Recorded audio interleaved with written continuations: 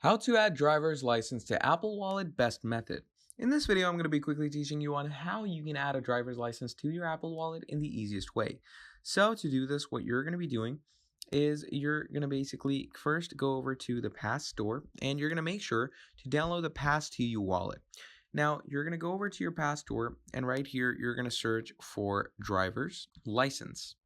Okay, you're going to search that up and you can choose any state driver's license that you want. So let's say I want a California driver's license. I come over here, we're going to click on done. And what that does is it applies the template. Now, what you're going to do is you're going to click on add. Once you click on add, what's going to happen is you're going to have a California driver's license over here.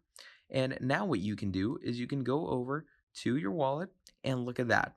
We have a proper driver's license in our wallet.